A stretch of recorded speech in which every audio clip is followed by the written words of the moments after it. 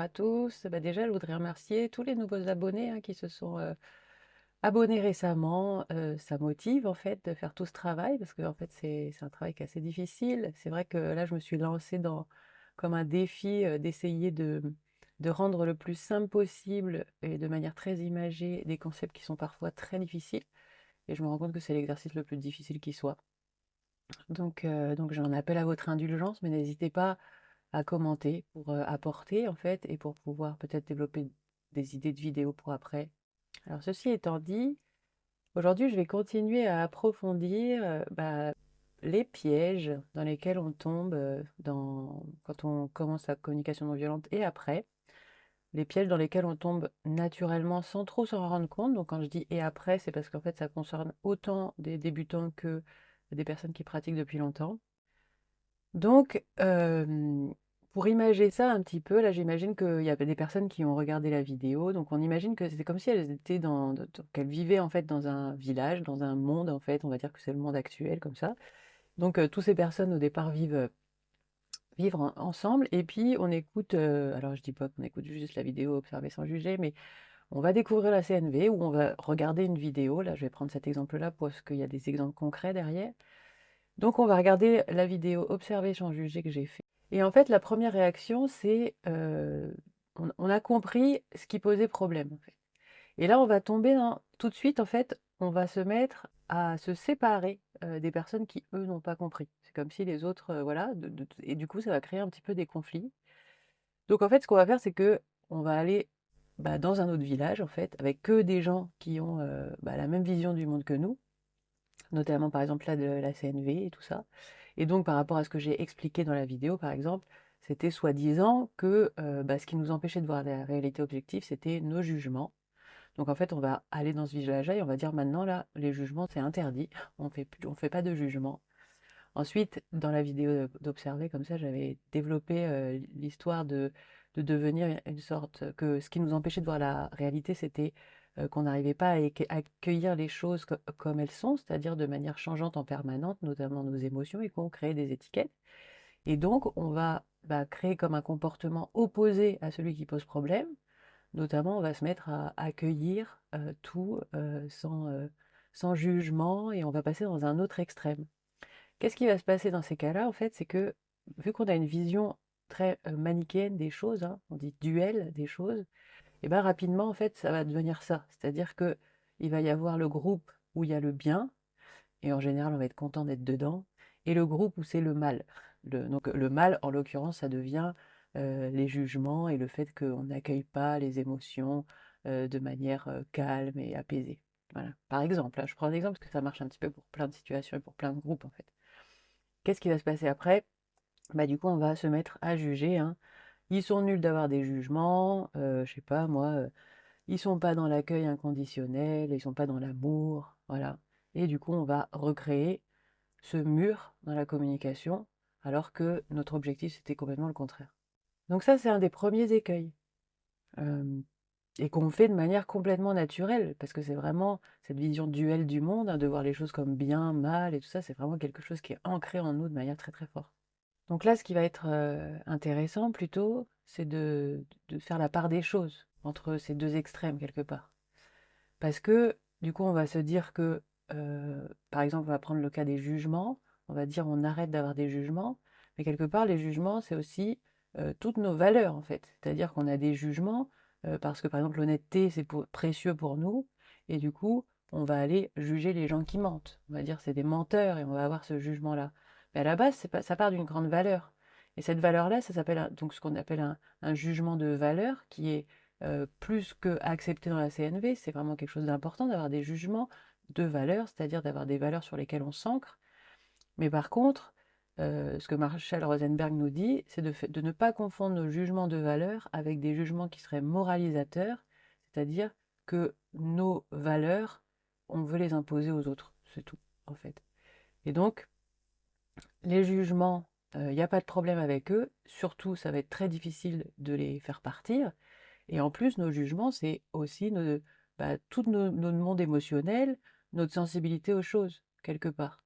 Et du coup, ça, c'est quelque chose que on va pas aller retirer. C'est quelque part un système naturel de classement j'aime pas, je trouve ça beau, je trouve ça moche, c'est aussi toute notre sensibilité. Et donc là, il va pas s'agir de retirer les jugements, et pourtant c'est quelque chose qui transpire en fait dans les milieux de CNV et autres.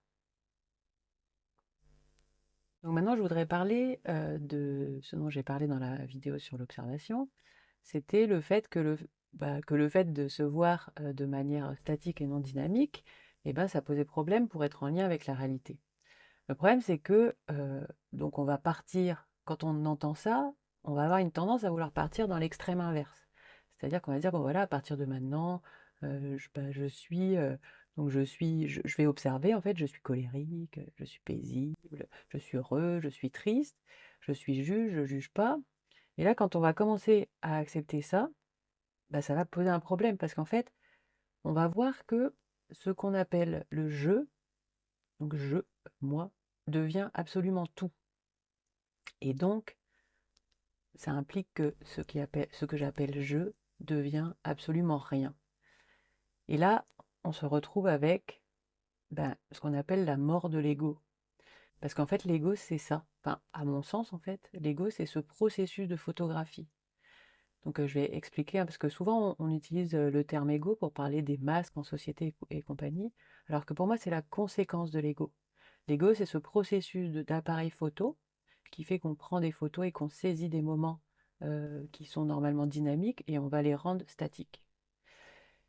Et donc, dans les grandes traditions, et du coup, c'était important d'en parler de ces grandes traditions parce que dans le milieu de la CNV, on a les mêmes personnes qui vont pratiquer la pleine conscience, qui vont pratiquer le développement personnel, des choses comme ça. Et toutes ces choses-là, elles viennent des grandes traditions, en fait, du bouddhisme, les gens qui ont développé ce genre de théorie, en fait, ils partent de là, donc d'un chemin spirituel, en fait.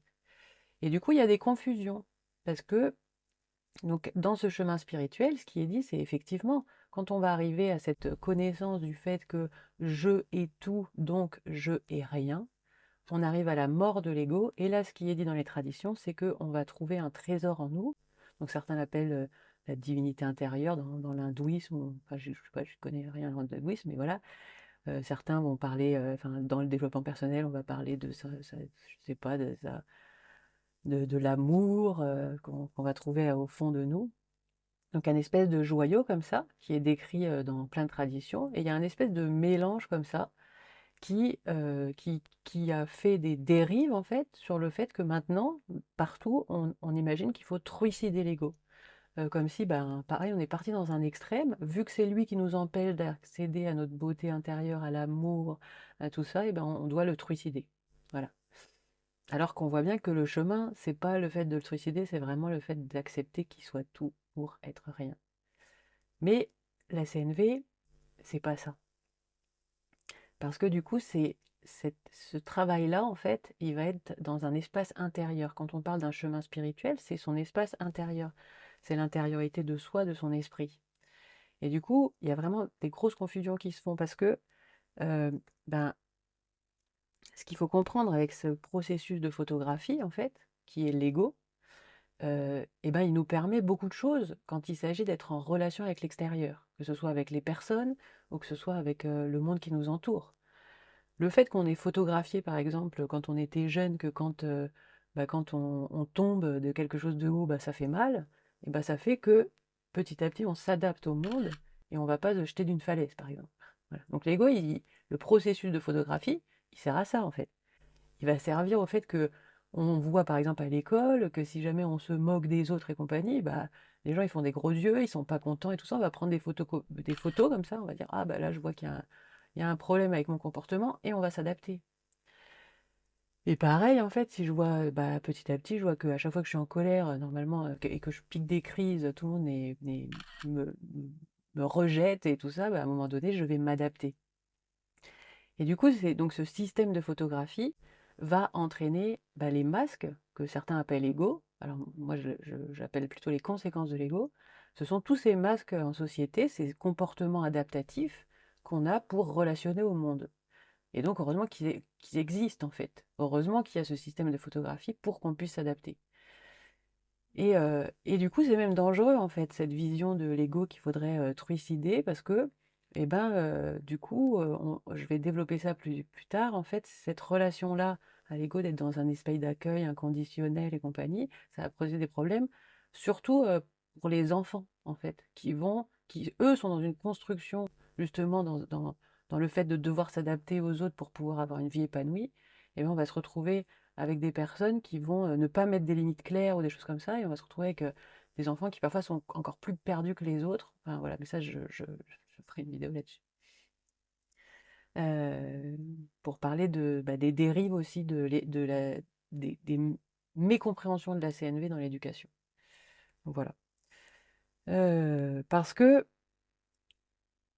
ce qui va être important de comprendre avec cette histoire de observer sans évaluer, ce n'est pas une fin en soi. L'idée, c'est pas de chercher où est la vérité des choses. Parce que si on cherche la vérité et qu'on dit que la vérité est dans les faits, eh ben on va repartir dans un système, ok, qui a raison, qui a tort, les faits ont raison. Alors que là, l'idée, c'est pas ça. En CNV, ça va être quand on est dans l'espace de la relation, et alors quand on est dans un espace intérieur, oui, ce sont les sens qui vont être le lien avec la réalité. En fait, dans la seule réalité qui existe, c'est les sens.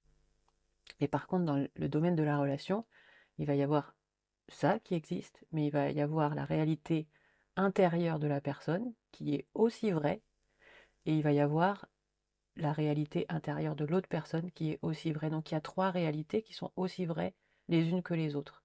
Il n'y a pas d'histoire de une est plus vraie que l'autre. Et toutes ces réalités vont être prises en compte.